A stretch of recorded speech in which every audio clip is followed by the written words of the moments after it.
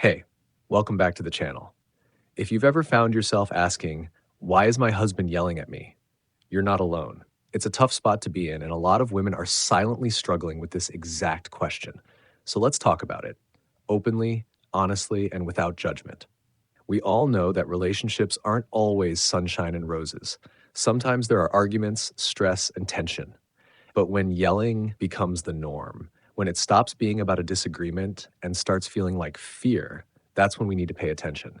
So let's break this down. First off, is yelling in a marriage normal? The truth is, no couple agrees on everything.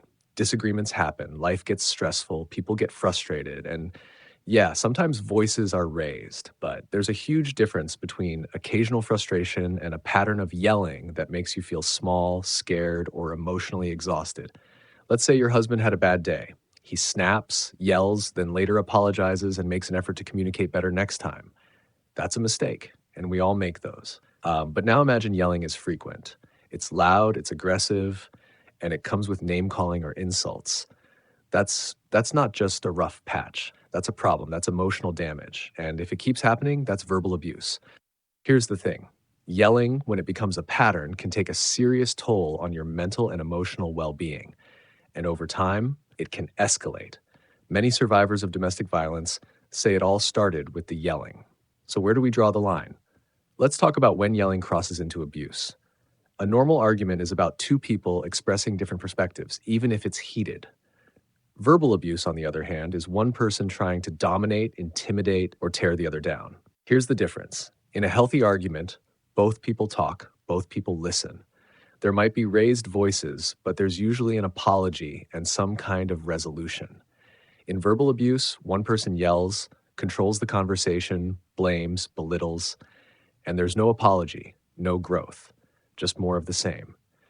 If your husband's yelling is leaving you feeling powerless, like you're walking on eggshells, that's not okay. And I want to introduce you to something that might help. It's called the R.I.P method. It's a simple approach to handling a verbally aggressive spouse, and no, it doesn't involve fighting fire with fire. Let's break it down. The R means resist the urge to retaliate. When someone yells at us, the natural instinct is to yell back. But doing that just fuels the fire. It turns the fight into a battle of volume, and no one wins that. Instead, stay calm. Don't match their energy. Lower your voice or walk away if you need to. By not feeding into the chaos, you take the first step in changing the dynamic. Letter I means identify your boundary. Boundaries are key. You don't have to accept being yelled at. You can say, I'm not going to continue this conversation while you're yelling. That's clear, firm, and non negotiable. And remember, boundaries aren't about controlling the other person, they're about protecting you. Letter P means plan your next steps. Once the boundary is set, you have to think ahead. What happens if it's ignored? What will you do if he keeps yelling? You might say, when you're ready to talk calmly, I'll be here. If you keep yelling, I'm stepping away. I won't be part of a conversation that's disrespectful.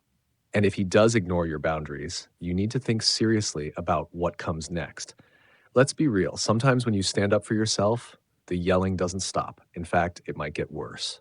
If your husband reacts with even more anger, starts breaking things, blocks your way, threatens you, or tries to make you feel like it's your fault, those are massive red flags. That's not just unhealthy, it's dangerous. So what can you do if he doesn't respect your boundaries? Talk to someone, a friend, a therapist, someone you trust. Create a safety plan if things escalate.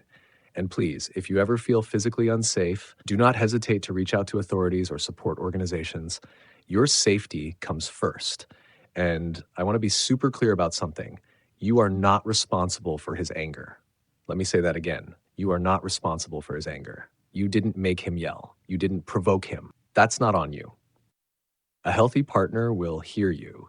He might not get it right away, but he'll try. He'll say things like, I didn't realize I was hurting you. I'm sorry. I want to do better. An abusive partner, he'll double down. He'll yell more, blame you, intimidate, manipulate. And that's when it's time to think seriously about what kind of relationship you're in. Look, no one deserves to live in fear inside their own home. No one deserves to feel like they're constantly being torn down by the person who's supposed to love them.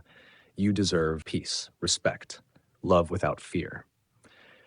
So if you're going through this, please know you are not alone. You are not crazy. You are not weak. You are strong for asking questions and seeking answers. By the way, I have a special gift for you to improve the communication with your partner. You can find the link in the description box of this video. Take care.